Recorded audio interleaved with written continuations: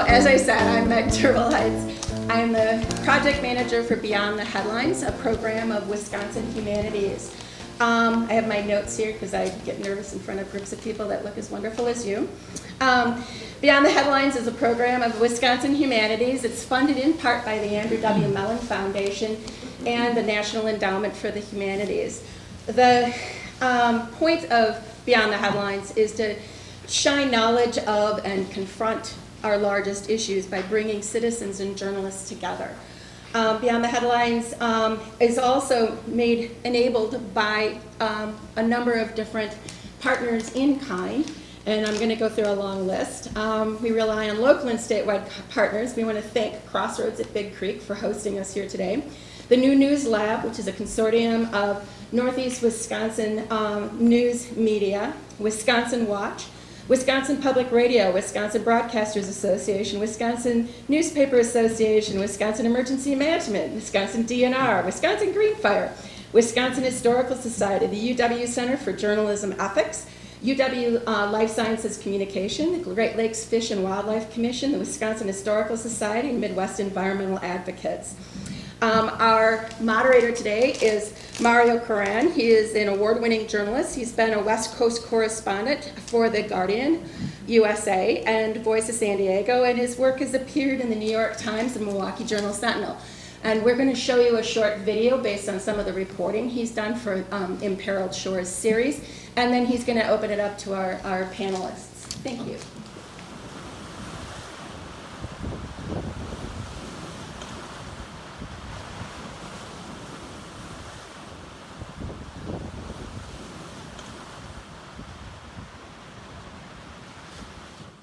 Mike Carr, owner of Death Door Marine on Washington Island, said he hasn't seen Lake Michigan's water levels swing quite this rapidly.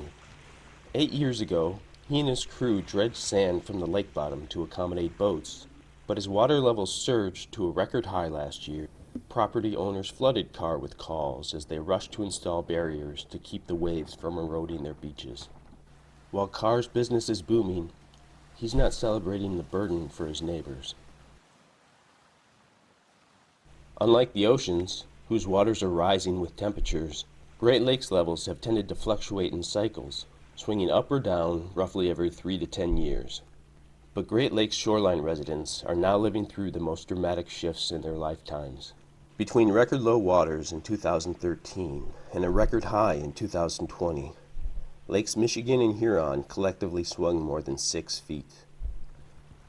Climate scientists attribute the volatility to the interplay of rising temperatures and precipitation from more frequent and intense storms.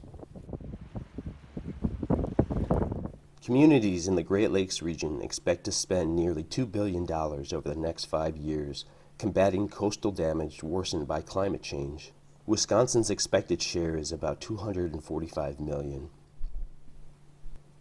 Low waters in 2013 forced the Washington Island ferry line to move operations to deeper waters, costing up to $750,000. High water in 2020 swamped parts of the ferry landing and the island, leaving captains to contend with floating debris. Water also flooded the dock at Rock Island. A submerged dock and the pandemic forced the closure of Rock Island State Park much of last year. Weather primarily drives the lake's ebbs and flows, scientists say. Precipitation boosts water levels, while evaporation, which increases with warmer temperatures, drops them. The Great Lakes region is warming faster than most places in the country.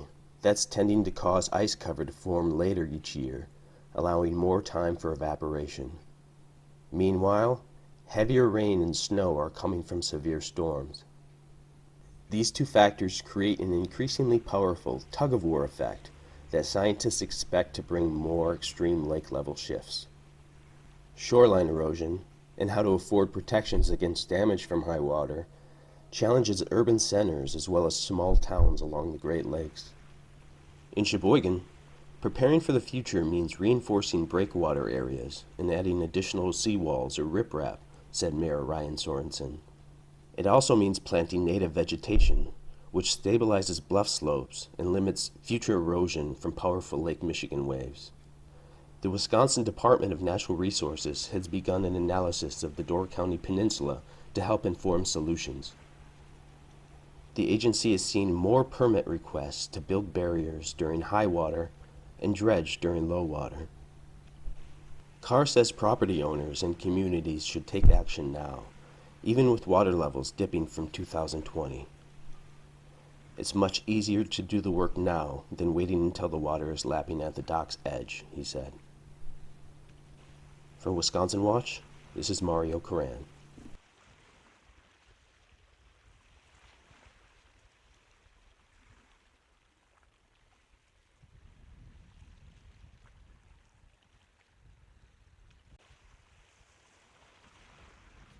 Hello, I'm Mario Koran. I want to thank everybody for coming. I know some of you had some good long drives, so appreciate everybody's time, and I'm looking forward to a great discussion. First, I want to introduce our panelists, and for our panelists, I'm wondering if you could tell us a little bit about what connects you to this issue. And primarily today we're talking about fluctuating lake levels. So on my right, let me introduce you first, and then we'll come back and allow you to introduce yourself. So on my right is Mayor Ryan Sorenson, Mayor of Sheboygan. He's also a board member of the Great Lakes and St. Lawrence Cities Initiative. To his right is Mike Friis, Resource Policy Director at the Department of Administration. And on the right, to Mr. Friis's right, is Tony Wilkin Gibart, Executive Director of Midwest Environmental Advocates.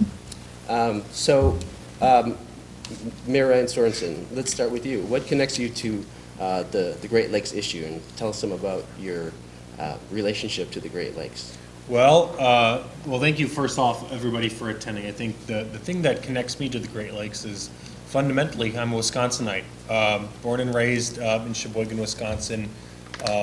Grew up, learning to swim and play in the beach and just interacting with Lake Michigan.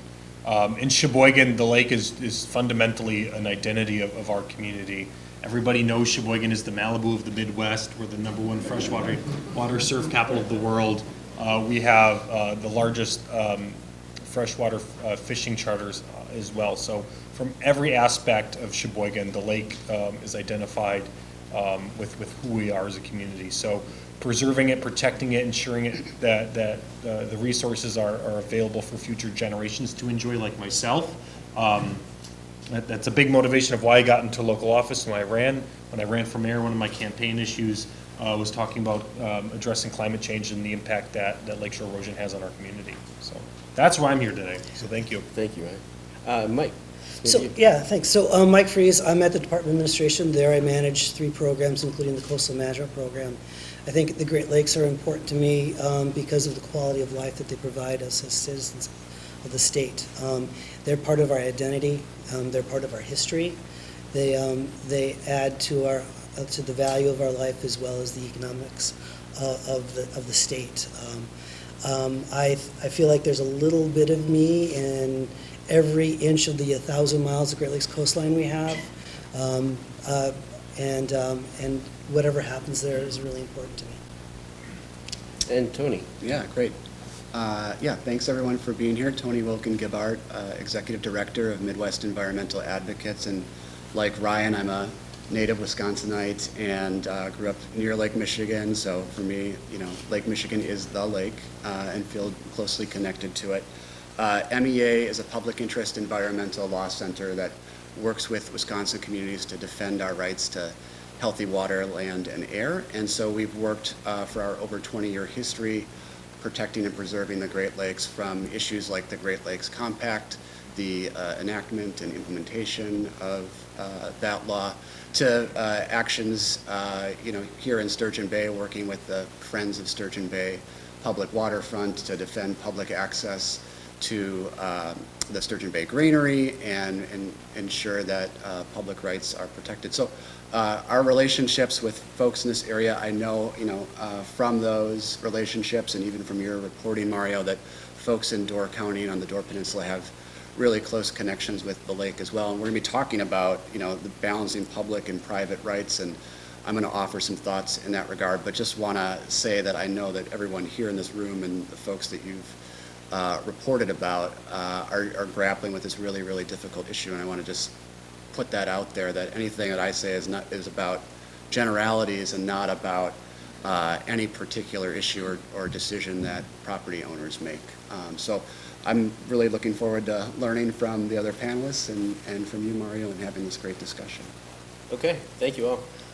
So we're going to jump right into questions, but I just want to remind you that everybody will have a chance to ask questions at the end. We certainly have a lot to learn as well, so we're looking forward to hearing from you. So to the panelists, I'm going to direct my questions to each person, but feel free to jump in if you have anything to add. Mayor Sorenson, I'd like to start with you. Sheboygan has had to make some major modifications to its shoreline in recent years, both in high water and during low water. Can you summarize some of what the city has done and some of what the city has yet to do? Yes. As I was saying before, the lakeshore is a huge identity of our community, and preserving that and adapting to the changes that climate change has on our community is pretty major. So a few things that we've done have both been kind of the physical attributes as well, reinforcing seawalls, breakwater components as well too. There have been some natural aspects as well, doing some beach restoration projects, making sure that we're planting native vegetation as well to reinstate, or reinforce our lake shore as well and our beaches, to make sure that when the water does fluctuate, that there are those natural components to it as well, so the impact is not as severe. There's so much more that we can do because there's so many, obviously, when you're a local government, there's limitations of what you can and can't do, and you have a lot of different regional partnerships that you have to work with. And regional partnerships is a big thing that I'm a strong advocate for as well too. Right now we're working with the Army Corps of Engineers to reinforce one of our breakwater piers just in our harbor as well, and that's a several $1 million project, and always over schedule, over budget. 2 years behind on that one right now. I like to say that's the Army Corps' issue that they've presented on us, but we're working diligently with them. When you work on these projects, it's almost like you're overturning other rocks. You're finding more issues, more problems, so to say, that need to be addressed. Right now we have major silting that is occurring right now in the mouth of our river, which impacts our fishing industry, our recreation as well that comes in the river. So those are some of the components that we're seeing right now. Long-term planning. This is why I've been a big component of the infrastructure package that Congress and President Biden are working on right now. Municipalities are pretty constrained right now in terms of going at it alone. So we need those regional partnerships with the state government, with the federal government, so that we can have increased physical infrastructure to reinforce property owners, public access areas, businesses, and for the public to enjoy as well too. So that's just a little bit of what we're doing. Right. Anything to add, Mike Turville? Well, the mayor touched on the softer approaches, sort of the green infrastructure, which is great to see.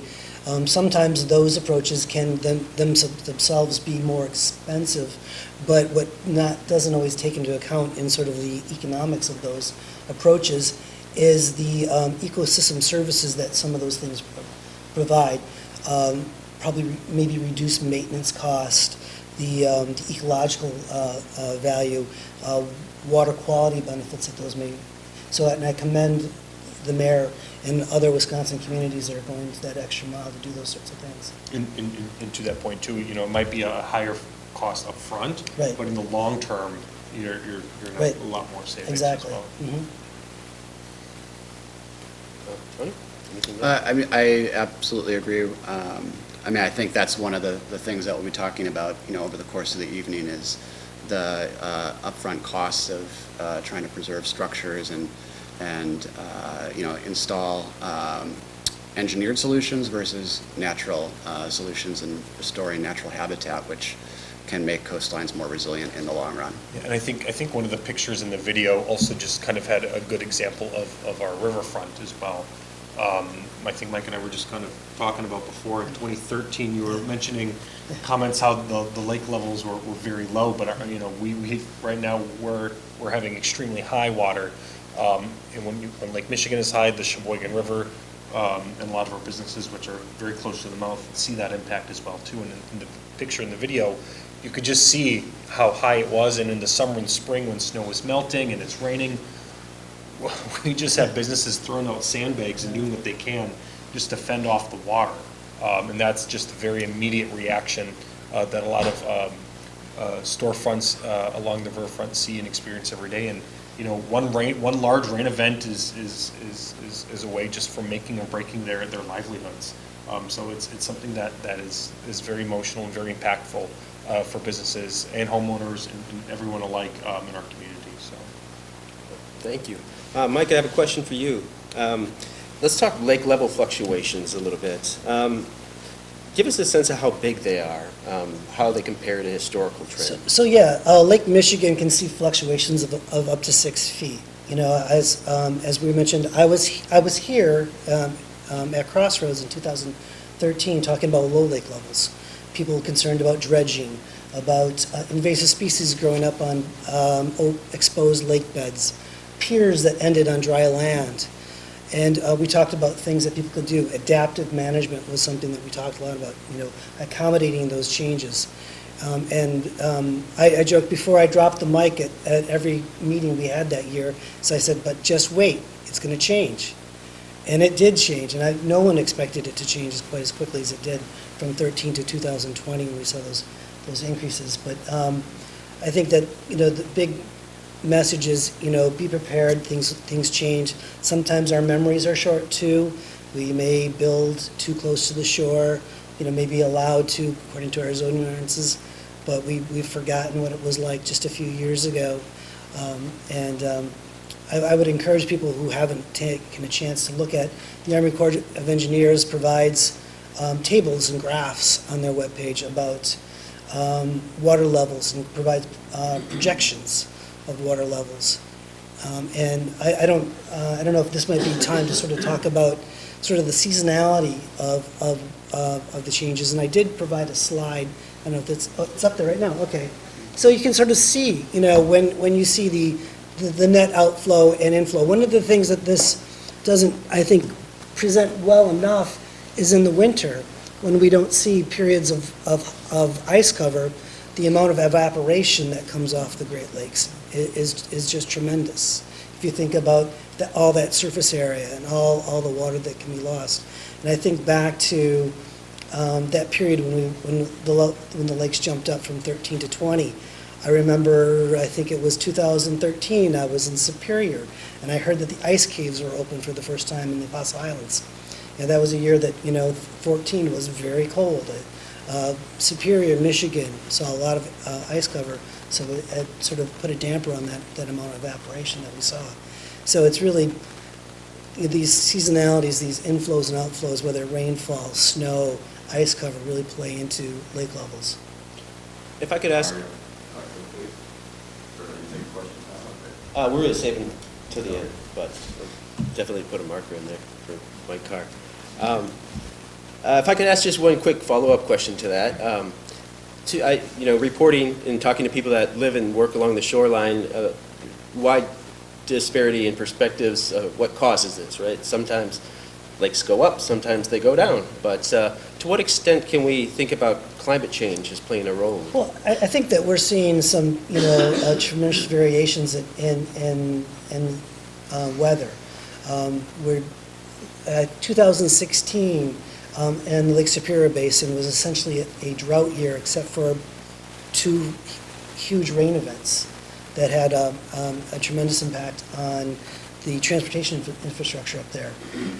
Those sorts of events also lead to things like harmful algal blooms, because you get this big rush of nutrients that come off the landscape, in one big flush. So certainly the way the seasons are changing, the ice cover, it all plays into it. And what climate change means to lake levels, I'm not sure that there's enough data points, but certainly it looks like it means greater fluctuations.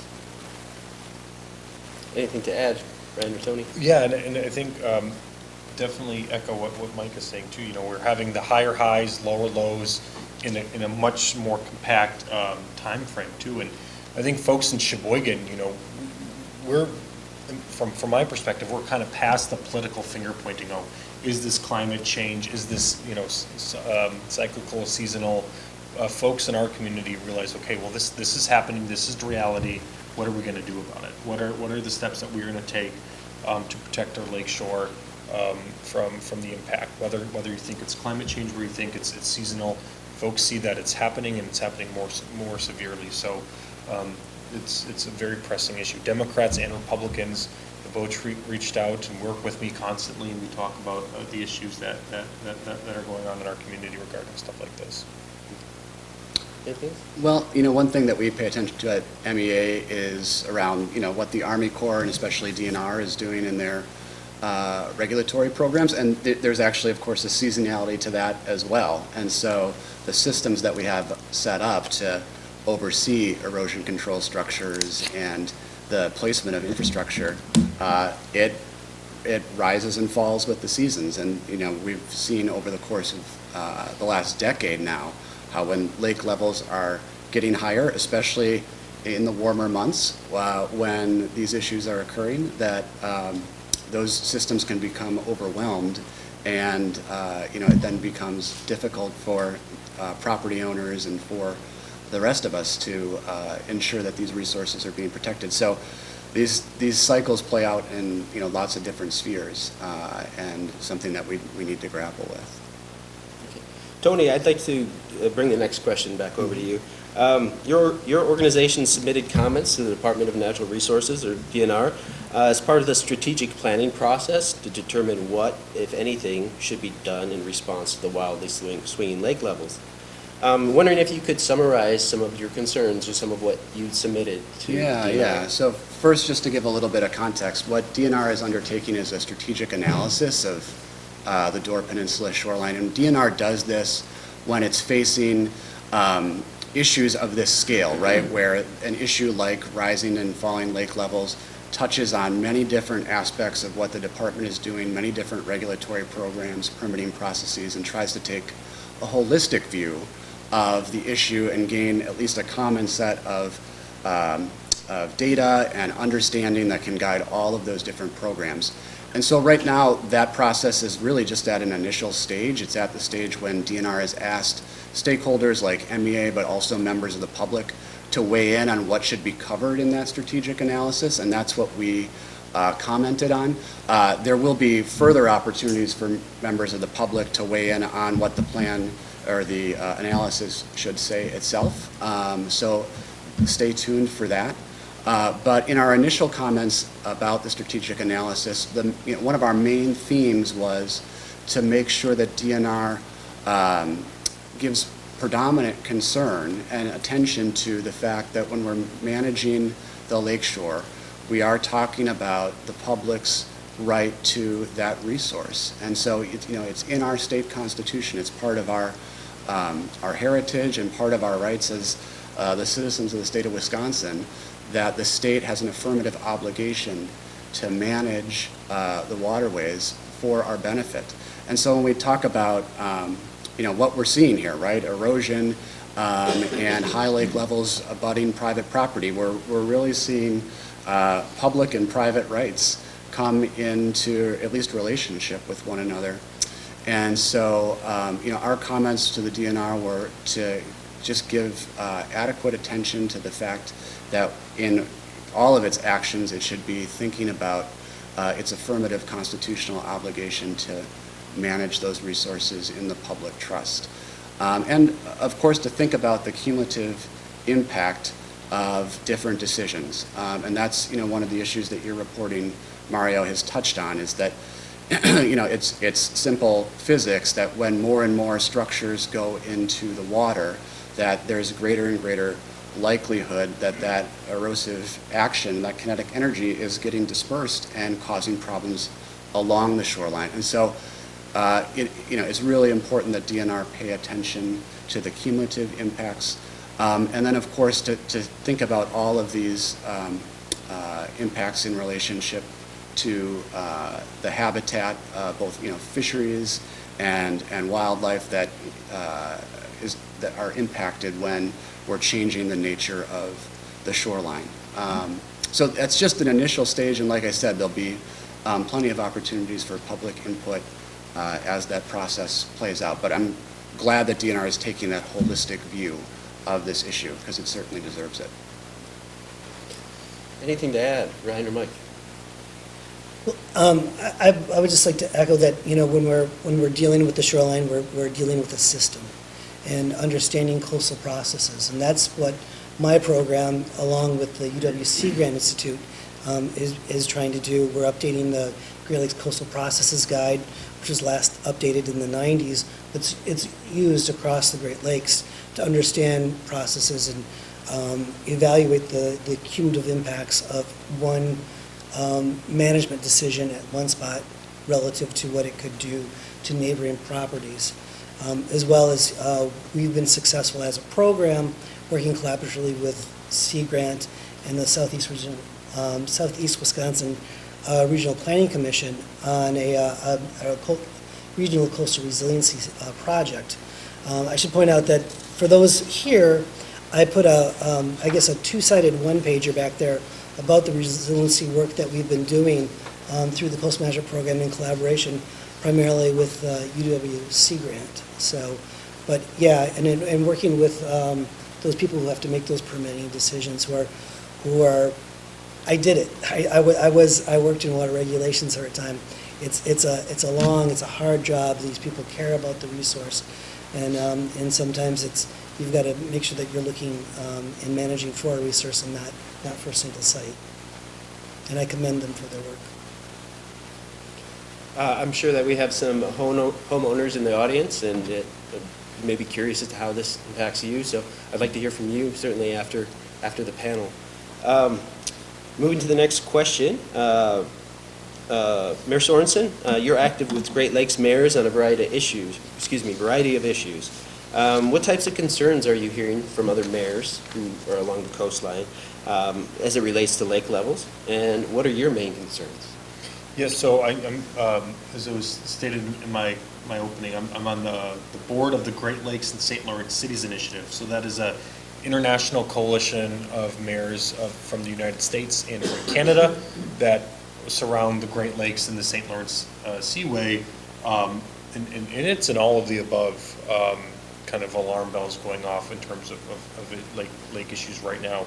Definitely the biggest thing that we're talking about is the impact of climate change and lakeshore erosion that's having. We see the news reports from homes falling into the lake down in Kenosha. We see algae blooms occurring, I think, up in the Marinette, Peshtigo area as well. We're seeing different shipping lanes, I think, in terms of river areas in Manitowoc. So we see the impact that lakeshore erosion is having all over the not all, Sheboygan we're seeing erosion, but all the other types of issues impacting every waterfront community as well. One of our biggest concerns, the biggest priorities right now is just the cost of all this, whether it's the impact that it's having economically on us, or it's the cost of how we mitigate and try to prevent these issues from escalating in the future as well.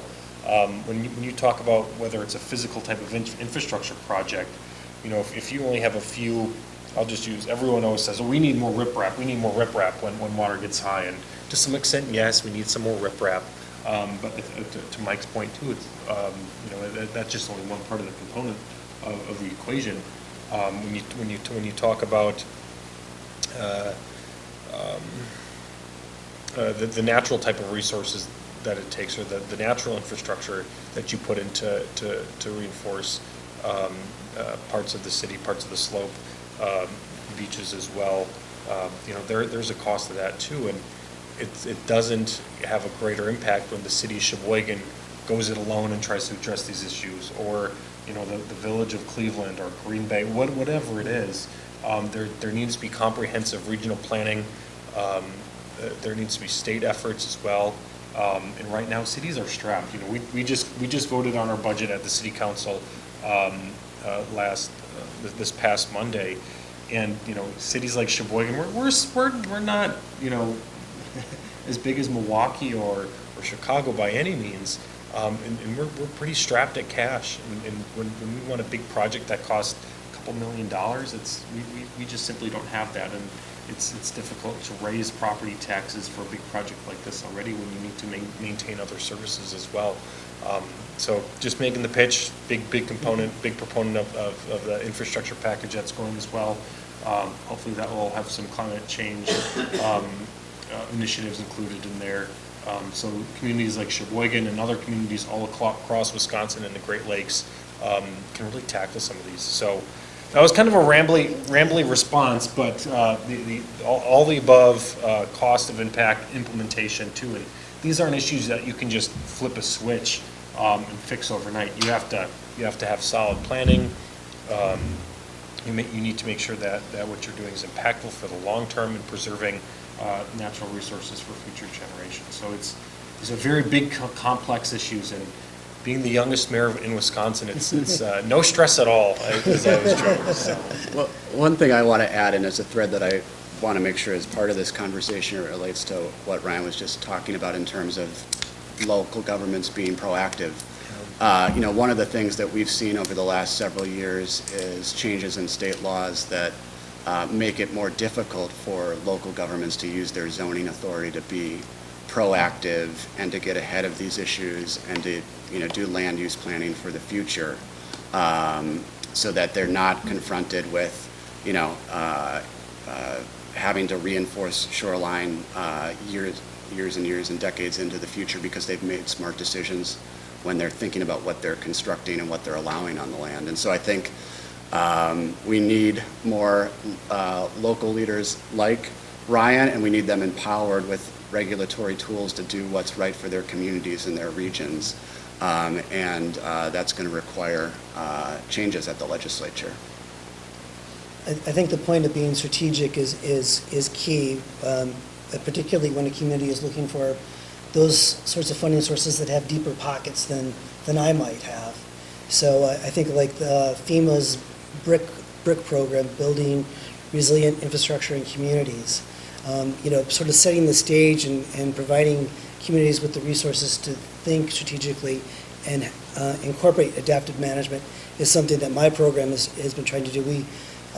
One of the programs I manage is the state's comprehensive planning program. We don't give out grants for that any longer, but we do support comprehensive planning within Great Lakes coastal communities through the Coastal Management Program. And with our Southeast Wisconsin Coastal Resiliency Project, we worked with the 24 municipalities, including the 4 counties, there to do self-assessments, and then funded planning projects to identify the needs there, with the hope that we were setting the stage for them to capture some of those bigger pots of funding to deal with their issues, whether it's the infrastructure bill or FEMA's BRIC funding. All right. We're going to move along because I want to make sure we have some time to hear from the audience. This question's for Mike. Mike, can you tell us a little bit about what sort of strategies we're seeing along the shoreline to mitigate the impact of high water levels? Well, I think the closest example I can point to is the experiences we've had in the 4 southeast Wisconsin counties through our regional coastal resiliency project.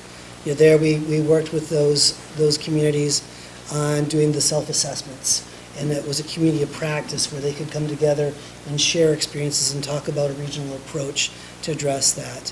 And I would encourage anybody to pick up this one pager I put in the back of the room. We also have a web page for that project. We have guides for lakeshore homeowners and discussions about beaches, port infrastructure, bluffs. So those are the approaches that we've taken. Also looking at the flooding issues, whether it's storm surges in the East River and Green Bay, or the flooding that we saw in the Lake Superior Basin in 2016 and 18. We have a project of special merit looking at the road infrastructure, in particular culverts, and helping communities and county highway commissioners on assessing their culvert inventory, understanding why the culvert failed, building resiliency into that when they can. You know, sometimes FEMA only pays for what was there, but when can you build and accommodate for greater water flow to sustain your road infrastructure?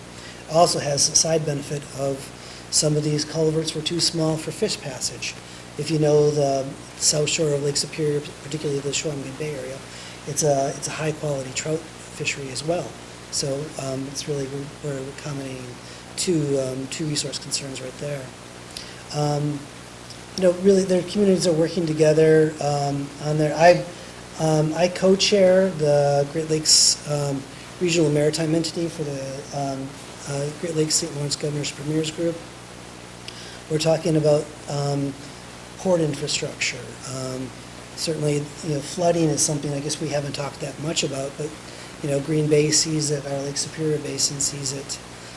So, you know, adaptive management, accommodating those changes, understanding what different sorts of rainfall regimens and durations and frequencies that you're going to be seeing, and building that into your community's plan.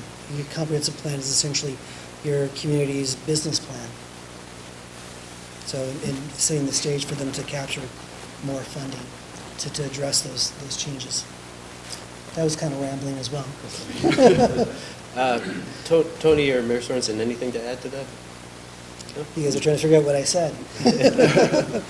Comprehensive planning, absolutely, and zoning authority to be able to enforce it and carry it out as necessary. So, but yeah, great response. Okay. Let's bring this to homeowners. So Tony, I wonder if you could tell us a little bit about the legal framework for shoreline mitigation. And what can property owners do on their own, and what must they do in order to get approval? Sure. So speaking really at a high level of generality, I mean, I already talked about the fact that the state's obligation to manage what goes in the lake bed is grounded in the state constitution and the public trust doctrine. And the way the state does that is through Chapter 30 and of the state statutes. And you know, there are kind of two tracks. There's a general permitting track where if you're adhering to certain standards when you're placing riprap or taking other less intense actions, you don't need an individual permit. And you probably should ask Mike this question since he's the one who did it. I'm thinking about as he's sitting here next to me. But you know, for more intensive installations, there's an individual permitting process, and that's where DNR requires the submission of plans related to what the homeowner wants to do, and takes a look at, you know, that particular location on an individualized basis and whether that's the appropriate solution for that location. And again, that's really important because we're balancing lots of different interests here. We're balancing the private property interests with ecological interests and, you know, the interest of neighboring properties as well. And I'll just say that, you know, again, because we've seen such severe issues on this cyclical basis, that that process has kind of become overwhelmed, as I alluded to earlier. And last year, DNR had to set up an entire separate track where homeowners were using what they called a self-certification process, where if the homeowner agreed to adhere to certain standards, they would forego temporarily that individual permitting process, and the homeowner could take emergency measures and then agree to apply for a permit retroactively. That, you know, under the circumstances was maybe necessary, but there were definitely some problems because while many homeowners needed that, you know, relief and that speedy action from DNR, there were others that took advantage of it. And so I think as we're talking about investing in infrastructure and we're talking about local collaborations, we also need to remember that we need to fund the folks who are looking out for the public interest and looking out for all of us so that they can handle that kind of influx and that they can be responsive to homeowners, because it really should be a collaboration on that level between the state and the homeowner to find the right solution. But when DNR is getting requests for permits that are, 5 times what their normal rate is, and they're not even able to do a cursory review before they say, yep, you can go ahead and build because this is an emergency, we're not going to get to those solutions. And, we've seen such drastic cuts at DNR over the course of the last decade, more than any other state in terms of investments in environmental protection. That's part of what we really need to be paying attention to as well, so that homeowners can get the response that they need, so that we ensure that the public trust is being upheld. I'll also just briefly allude to the fact that the Army Corps is involved in certain situations, and there are local regulations. So homeowners and property owners have to work with all levels of government. The homeowners love it when they get to work with many different. Yeah, I know. So that's the reality of it. And then I think you asked a little bit about what homeowners who are impacted by erosion that might be the result of structures that went in and maybe weren't designed appropriately. There is precedent for private lawsuits, nuisance lawsuits in those situations. Of course, that really should be a last resort, and that is why it's really important that DNR have the ability to work with homeowners and ensure that we're not confronting situations like that. And then there is what's a citizen suit provision of Chapter 30, where if someone has installed something that was not permitted or not to standards, that another private individual can sue to enforce the standards of the statute. So there are some options, but of course we don't want it to get to that level. Mike, anything to add? Well, yeah, I should have looked at your questions too. I could have. So I could say that. So my program worked collaboratively with DNR and Sea Grant to provide and send out postcards to every lakefront property owner in certain counties where they were experiencing high volumes of permit requests, to lay out the process, to give them, point them towards resources of things that they could use. And it was a great collaboration between my land information program that has the state's parcel database, where we could pull out land ownership and mailing addresses, and then we came together with DNR, Sea Grant, and Wisconsin Emergency Management, and put together a postcard that we funded and sent out to the property owners within those areas to give them some guidance, because people want to know, by and large, I believe people want to do the right thing, and then provide a heads up for DNR staff on where they needed to work. Yeah, and I'll say that self-certification process in the last 6 months has really improved after that postcard went out, and now DNR is able to do some more individualized analysis and kind of sort out what are really exigent emergencies versus situations that can go through the normal permitting process, Yeah, which is really and working with DNR staff too, making them aware of the resources that are available to them through both my land information program and the coastal management program. One of the things that we've done is we've flown the coast for the oblique photography for the last couple of years. One thing that's really interesting is it gives you anecdotal information on bluff erosion. And then also, it could provide people with information, in terms of where they might anticipate permits, where there might be capital investments that are in jeopardy, so to sort of be proactive and work with folks that may have issues. And I just kind of wanted to add just another level of this too. From being at the public official side, there's always this public education component that is always missing. We have a lot of homes on the bluff in Sheboygan, and they see the high water levels, and they kind of start panicking, and they say, oh, we need more riprap, we need more riprap. It might be part of it, but a difficult part that they don't understand is right now. Mike, jump in if I'm getting a little off topic here. But currently we have, in the Sheboygan area, we have the water tables are increasing significantly as well. There's a lot of invasive plants that have eroded or don't necessarily stabilize the bluff. And then coupled on top of that, you have the high water from the lakes that kind of exacerbate the erosion. So it's this equation that sort of really makes homes and businesses alike kind of put in peril essentially. So to Tony's point too, is just making sure that you have that level of zoning and planning tied on top of that, so that you can prevent situations from just essentially getting a lot worse. So it's this multi-level component that individuals in the community do need to understand, that when you're solving these complex parts of it, that there's different levels and there's different factors that make the situation much more challenging as well. Okay. Well, I know that we have a lot of expertise and knowledge and experience in the audience, so I want to make sure to give you the floor, a chance to ask questions. I'm also going to tell you that I do have a few questions that have come in online as well that I'm going to share with you. And I also want to let people who are in the room know that we can take a deeper dive after the panelists conclude, and we'll have some snacks and refreshments. Sorry, folks online. So just to have that in mind. So I don't know if you want to trade off between in-the-room questions and what we have online. Okay. Well, I'd like to start with Mr. Carr. Mr. Carr is, who I happened to meet in my reporting trip, owner of Death Store Marine. Contractors worked on the shore for 40 years. Sorry. You've got mine. Okay, there you go. My project's right up there. So yes, I know that you had a question, so fire away. Yeah, I got a bunch of questions. I've been doing this a while, and I'm an engineer. First off, the Corps of Engineers forecasting reports. And I studied it in college. They're all predicated on weather.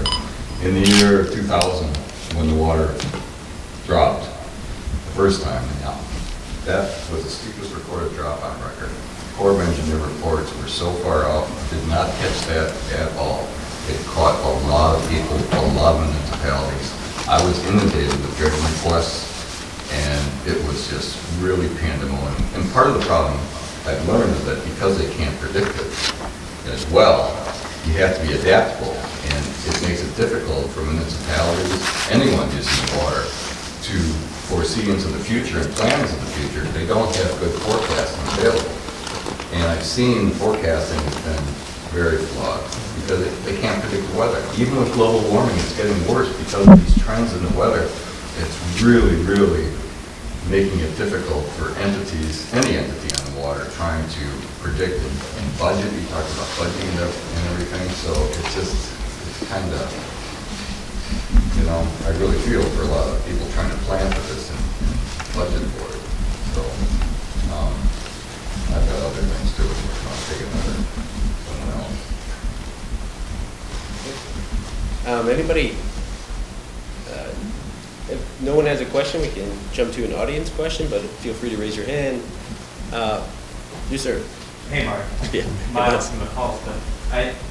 Nobody mentioned this, but and maybe Mike Carr, maybe you know more about this, but if anybody's done forecast or analysis of this, but when the International Commission came out with a report on the low levels 10 years ago, one of their conclusions was that the water would be 12 to 18 inches higher now had the Army Corps never dredged the St. Clair River.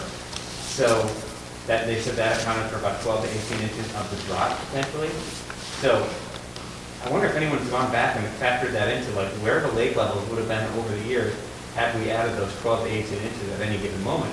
And you imagine that 12 to 18 more inches last year basically means almost every pier in Door County is underwater. If I'm not mistaken, Mike. I mean, they were all pretty much right at the top last year. So we're kind of, in a way, lucky that dredging happened, which 12 to 18 years ago, we were all furious with the dredging of the St. Clair River and wanted them to, take some measures to fill that back in. So that's a factor.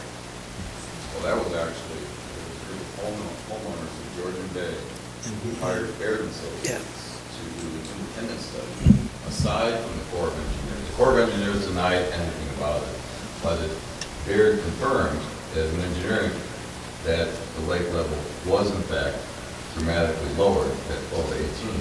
And because of that, because of it was actually just current in the river that actually made it a lot deeper than what it had scoured the bottom. So my understanding is the dredging occurred, there was authority to put in a water control structure, a weir, there that was never appropriated. But also, that wouldn't account for the changes that we saw in Lake Superior, because Lake Superior is controlled with the locks and dams on the St. Mary's River. So I'm not sure that study is, well-founded, universally. I'm dusting off my memory on that one, but yeah. But I think that was what they cited in that final report. And from Baird, I don't know if it was the IJC, Okay. yeah. All right, and I just want to also remind people in the audience to speak up when they're asking a question. But we do have a question from the audience. Tony referred to affirmative constitutional obligation, which sounds like a way to understand the relative balancing of individual property owner versus municipalities versus the entire state's population, rights, or interest in the lakes. Could he explain that a little more? Sure. So the text of our state constitution, guarantees that the navigable waters of the state are held in trust for the public's benefit. And so that means that while the state has lots of policy choices that it can make through the legislature and through the DNR, at the end of the day, it is constitutionally obligated to preserve the public's interest in navigable waters. And of course, that includes Lake Michigan and Lake Superior. So it's a background legal principle and obligation that the state has, and it needs to be thought about and central to all of these discussions that we're having, where we are balancing and trying to find a way to resolve and uphold various competing interests. It doesn't mean that that is always going to determine what the state does, because there is a wide range of policy choices that the state can make. But it is, again, a constitutional obligation that the state has and should run through everything that it's doing. That was the main point that I wanted to make, and but I hope that resolves the question. Tony, I wonder if you could just add a little bit to that. I'm wondering where, when we're talking about waters here and we're talking about moving beaches, where does the state's responsibility begin and where does it end? Yeah, I mean, generally it's at the ordinary high water mark, which is something that is that DNR determines based on historic lake levels. But when we're talking about erosion control structures, those are necessarily always going below the ordinary high water mark into the lake bed, and so that's why the state's obligations with respect to public trust responsibilities are really at the heart of what the state is doing.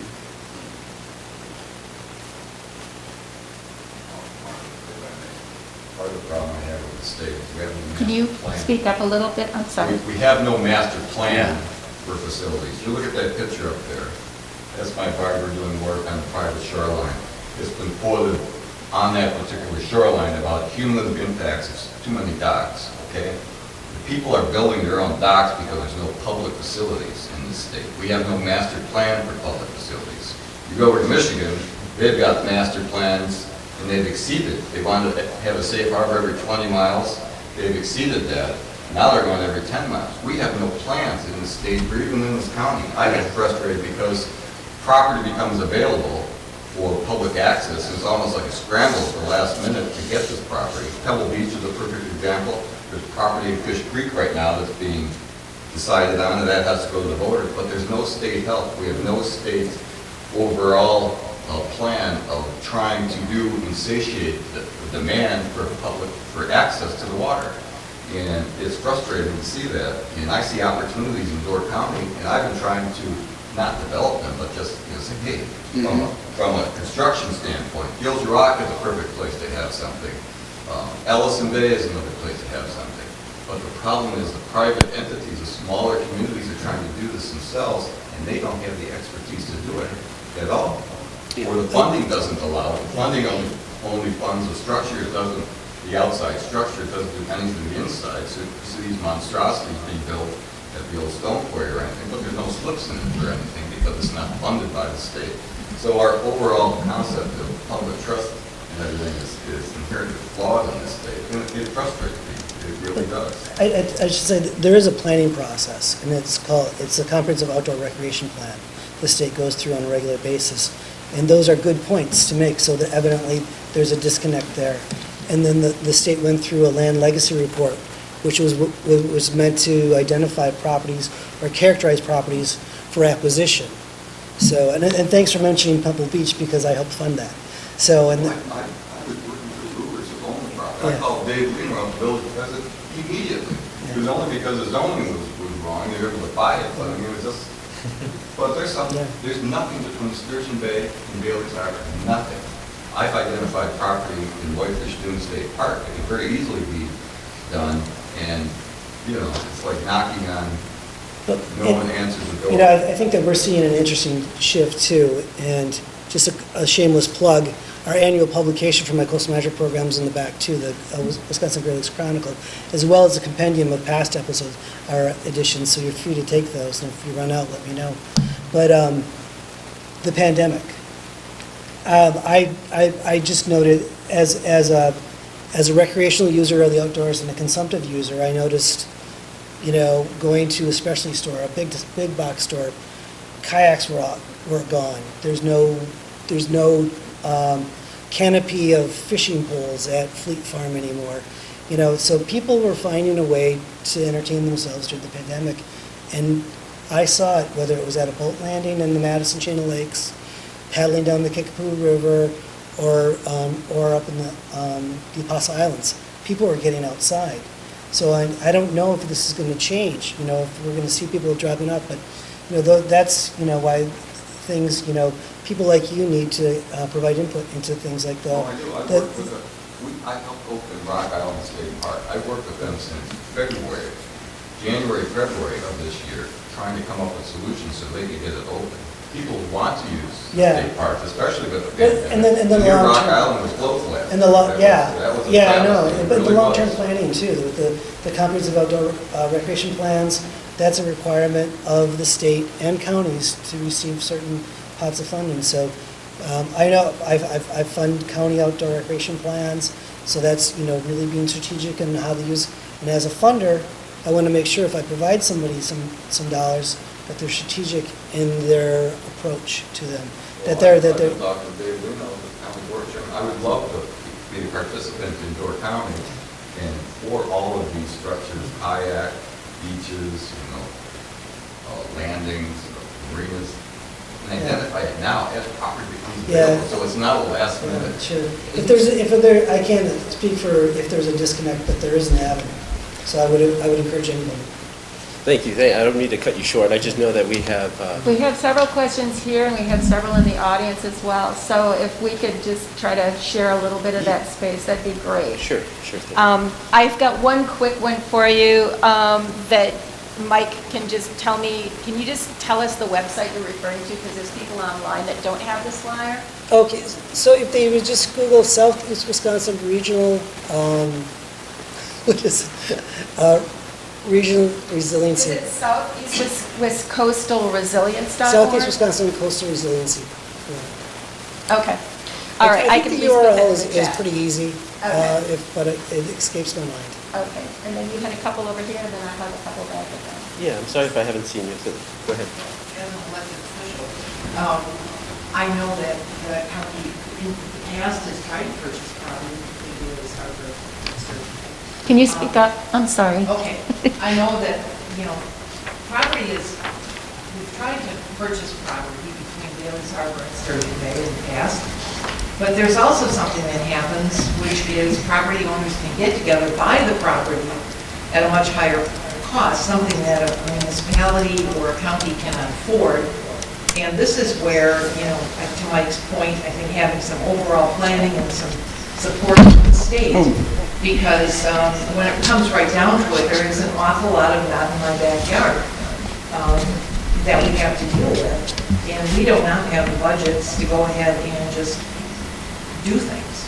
I mean, I'm now in the city of Sturgeon Bay, we put our money out there and we reinforced everything within the city, and we have a lot of shoreline in the city that wasn't protected.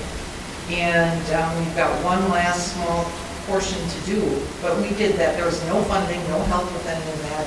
We had to transfer money from one project that we had that we probably will never complete to reinforce our shoreline. It would be nice to have, I guess, at least recognition for, and I realize funding is tight all the way down the line, but if this is this big of a problem, funding is an important thing.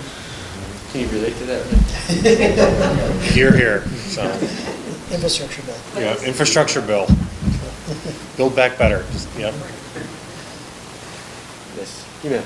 How much does having wetlands that are operative and healthy impact, how does that play into the mitigating the damage from the swings? And do you know of any entity or funding source that's looking at like where are the lost wetlands and how could you kind of recreate the important ones by purchasing property when it's available or trying to recreate what used to be there that ends up doing a lot of the work that costs money if you don't have it? That's a great question. I think a good example might be what we've seen in Milwaukee with the Milwaukee Metropolitan Sewage District. They have a green seams program where they went out and they found property that hydric soils, formerly converted wetlands, purchased the property and then in a lot of cases restored the wetlands for their functional values of floodwater retention. They were focused that in particular in their combined sewer service area. And then we've been working with Wisconsin Wetlands Association, the Association of State Floodplain Managers, and Iron County to sort of take that concept on a watershed basis and looking at wetland restoration activities in the Lake Superior Basin with the idea of what would that have done to alleviate the impacts from those big floods in 2016 and 18. And then, certainly, you get that's the ecosystem services of restoration activities. They may save you money in the long run. They provide floodwater retention. They capture sedimentation, so it's a water quality benefit, and there's a habitat benefit to them as well. So we have another question that was, Tony talked about the importance of the state legislature not limiting the tools local government can use. Are there specific legislative acts that are interfering rather than supporting shoreline flooding remediation? Certainly in 2015 and 2017, bills were passed by the state legislature that limited what counties could do in their shoreline zoning ordinances. So that's one of the tools that, is less powerful to deal with this issue.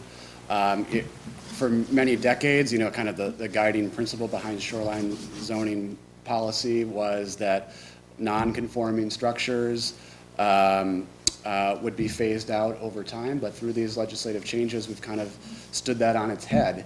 And there, is now more of an emphasis on preserving structures that maybe cannot sustainably be on the shoreline with the kinds of erosive activity that we're seeing. So, again, I think we need a comprehensive approach, and we need local governments to be empowered to implement solutions that work for their communities, and that's where we took a step backwards.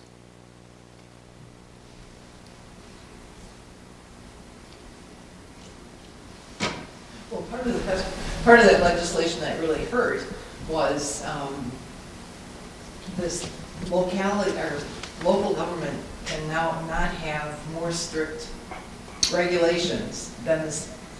Local government cannot now have stricter regulations than the state regulations. So Door County, for instance, had to go through and rewrite many of their zoning, shoreline zoning regulations because we were stricter than the state. The state has set a ceiling that counties like Door County cannot go above to be more proactive and protective of the shoreline.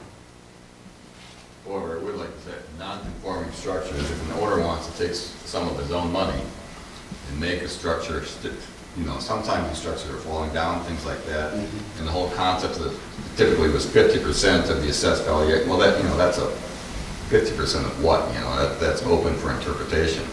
Now, for instance, things like boathouses can actually be rebuilt, and if the owner wants to stick money into it to make it better, where it was falling down before, sometimes that's not such a bad thing if that option is available to him. Yeah, lots of trade-offs, right? But then I think the issue is that you have structures that are non-conforming, they're too close to the shoreline, and then we have to build, more and more seawalls to make sure that those structures then don't fall into the lake. And so at a certain point, we have to ask ourselves, can those structures sustainably be that close to a changing shoreline? And that's one of the issues that we're confronting, a big issue.